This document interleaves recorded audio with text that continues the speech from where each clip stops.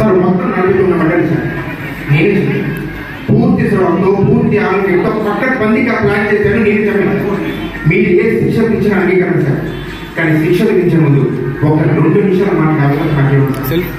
Thank you sir. ఒక 50 మందిని చెప్పగానే మీడియా, ప్రభుత్వం, ప్రజలు అది పెద్ద వెంటైనట్టు అల్లకలో మన జన్మలకు కారణమే మన రక్తంలో పంచుకొని మన జీవితంలో సగభాగమైన ఆడవాళ్ళ మీద ఎన్ని ఎన్ని ఎన్ని ఎన్ని ఎన్ని దారుణాలు సార్ నీచాతి నీచంగా క్రూరాతి క్రూరంగా జరుగుతున్నాయి.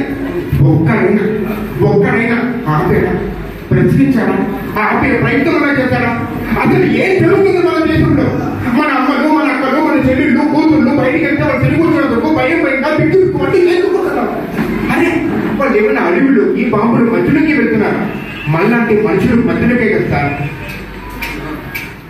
ఆడది బయటకు వస్తే చాలు సంతుల్లోనూ, రోడ్డుల్లోనూ, బస్టాపుల్లోనూ, బస్సుల్లోనూ, రెస్టారెంట్లోనూ, పార్కుల్లోనూ, కాలేజీలోనూ ఎక్కడ పడితే అక్కడ కామతో చూసుకొని వేల కళ్ళ మధ్యలో నడుపుతారు మన స్త్రీ. అరే ఎవడు ఎప్పుడు ఎక్కడ ఏం చేస్తాడో నా భయం. ఏంటి సార్ ఈ పరిస్థితి? దరిద్రం. పుణ్యభూమి, మాతృభూమి, వేదభూమి అన్ని ఉన్న మనకి కర్మ ఏంటి సార్? మాతృదేవ భవన మొదటి నమస్కారం స్త్రీకి పెట్టమని చెప్పిన మన భారత సంస్కృతి ప్రపంచానికి చాలా నేర్పింది.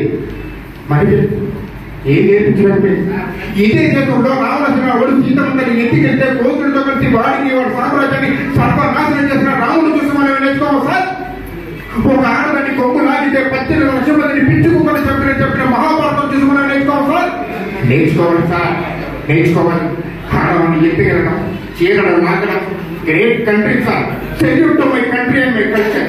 పోలీస్ స్టేషన్లు, కోర్టులు, కమిషనర్ ఆఫీసులు, సెక్రటరీలు, ఎక్సెట్రాలు ఇలా ఇవన్నీ ఉండి మన నాగరికంగా నడుపుకుంటున్న వేల లక్షల కోట్ల ప్రజల సొమ్ముతో ప్రపంచంలోనే అతి పెద్దగా డెమోక్రటిక్ సిస్టంలో ఆడటానికి సేఫ్టీ లేదు సార్.